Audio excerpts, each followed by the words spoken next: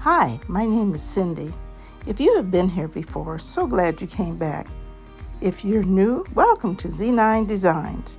Today I am going to show you some items I recreated that are made from tin cans. Keep watching and be sure to hit that subscribe button to get some awesome inspiration. In addition, like, save, and comment. It really helps my channel to grow. So let's get moving. DIY number 1, a candy can, or it can be a flower can. The supplies needed include one small can, so it's a can kind of like a tuna can, but not a tuna can.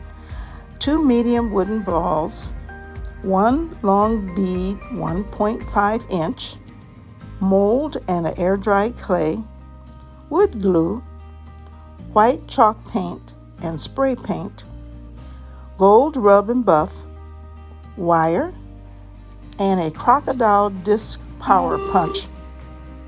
How about a can that you can use for herbs, a small flower, or candy? Let's see how this will turn out. I was inspired by White Cottage Company for her tin can projects. There is so much waste in our country, so I try to be responsible for reuse of my items. In fact, this is Earth Month. I liked how she upscaled this small can. However, I will just do it a little bit differently.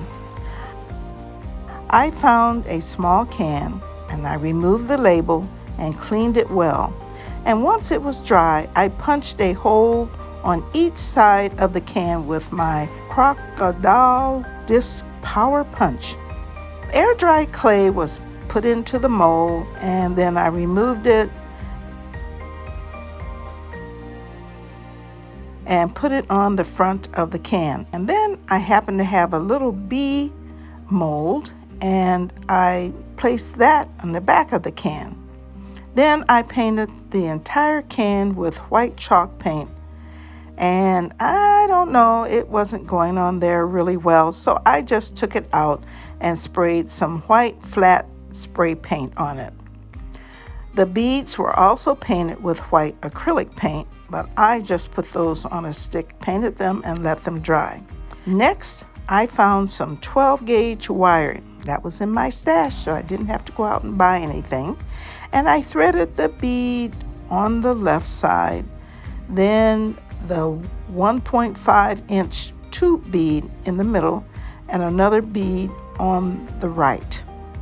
Now the wire is bent so that it will go inside the bead to stabilize the hanger. And you can also put some glue of some sort in there to also stabilize it, but I didn't need to do that.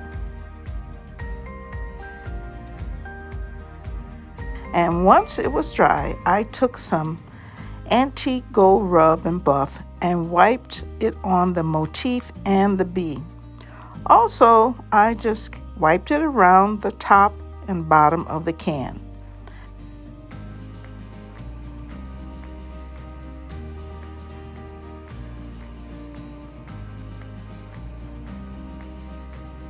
And it looks great that way. Also, I used some scissors that shred several pieces of paper at one time. And then I placed the shredded paper in the can, and then I added some candy and placed it on my kitchen counter. Now, this is the cutest little container that anyone can make, especially since it was basically free. And, later on, I will try to put some herbs in there. Put it on my counter in my kitchen and snip it and to have some fabulous tasting food. The hosts of this collaboration are 6 kids and a glue gun and Crafty Art Shack, with the guest host Happiness Created. These are sweet women that make some amazing DIYs. So be sure to subscribe, like, save, share, and comment. And the links to their channel is in the description box below. And of course, we have other crafters that will show you some beautiful recreative DIYs. So Make sure you subscribe, like, save, and share and comment. And the link to the playlist is in the description box below.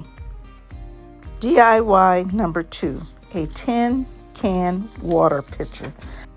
The supplies needed include 1 medium-sized can, a mold and some air-dry clay, 1 metal handle, some E6000, white spray paint, and some black paint. Again, I was inspired by the White Cottage Company Tin Can Projects. She has some amazing DIYs made from tin cans. Now, most people throw away their tin cans and they just end up in the dump. So keep watching and see how I created the watering pitcher. Summer is coming and our plants need watering, and sometimes we need something small for inside the house, whether it be in a herb garden or a plant that you are trying to keep alive. So I took a medium can, I think there were some tomato products in there, and I removed the label and cleaned it well. In the area where the label was joined together, sometimes they have like some heavy paste that might be difficult to move. But I used some adhesive remover, but you can also use rubbing alcohol. Once that was done, I dried it thoroughly and I squeezed the can at the top to make a spout until I was happy the way it looked. I used my IOD mold and air dry clay to make a motif that would mirror itself. So I made 2 of the same kind. One was on the left and one was on the right. Once that was completed, I took it outside to spray paint it in flat white. In my stash, I had a black handle and I just attached that to the back of the can with E6000. And I used some clips and rubber band to hold it into place. If I could hold it without it falling off, then I knew it was ready to use. And because the handle was put on with E6000, then really that makes the pitcher waterproof. I don't think hers was waterproof because she drilled holes in there. I didn't really want to do that because I don't want anything spilling while I'm watering the plants. Lastly, I took some black paint and I just rubbed it on the motif and around the top and bottom rim. And the black paint was also used on the handle also because it had some ridges in there and the black paint would just bring it out. Now it was time to check it out. So I filled it with water and I watered my snake plant, and I couldn't be happier with the way it performed. I will be using this for a long time.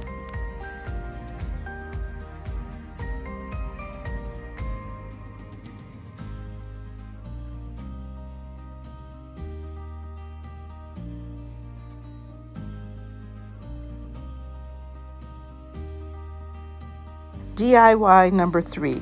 This is a tin can birdhouse. The supplies needed include 1 medium can, a chain, some wood rings, 2 different sizes, a dowel, but that's kind of optional, rub-on transfer, and metal galvanized stand. There were 2 of those I got from Dollar Tree. And I used acrylic paint scallion. It's a beautiful green. I love to hear the birds singing in the morning, and I think they are about to start laying eggs and start a family. So the White Cottage Company made a birdhouse out of a tin can. It was so cute that I'm going to try to recreate it my way. So I got an empty can, and it was a medium-sized can. And again, I removed the label, washed it thoroughly, and once it was dry, I painted it scallion and just let it dry. Then I used E6000 to adhere the can to the galvanized stand, and I just let it dry. In addition, to make the entry of the birdhouse, I put 2 wooden rings to make the opening a little smaller. So, sometimes other creatures try to get in large opening and disturb the baby birds, and I did not want that to happen. Then, to make the back of the birdhouse look unique, I put a rub-on transfer to be seen in the round opening in the back. In addition, I punched 1 hole on the top of each metal galvanized stand. I did this with my crocodile.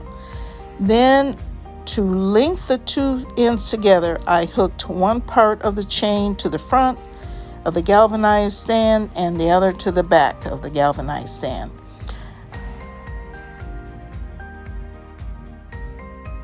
If used as decor, the chain is not needed. Then you can just put a dowel in the 2 openings at the peak.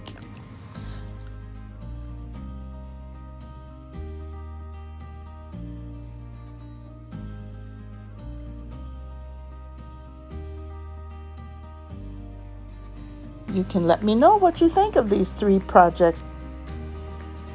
Did I do a good job with the White Cottage Company in their tin can projects? Well, if you've liked what you've seen, please subscribe, like, save, and comment. Also, follow me on Instagram, TikTok, Threads, and Facebook. And thanks for watching each week. I appreciate all of your comments. And remember, find joy in the ordinary. See you later. Bye-bye.